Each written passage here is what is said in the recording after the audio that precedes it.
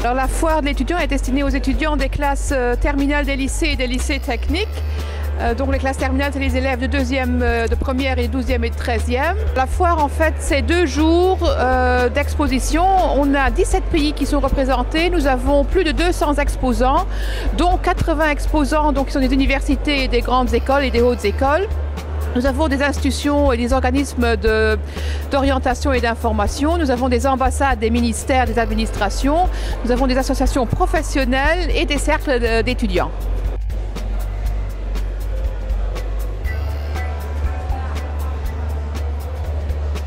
Ich meine, für die Uni Lützeburg ist das ganz wichtig für auf dieser Foire des Étudiants, die eine nationale Envergure hier am Land zu sehen, weil Studenten sind Herz von der Uni, sie stellen sich viel Fragen.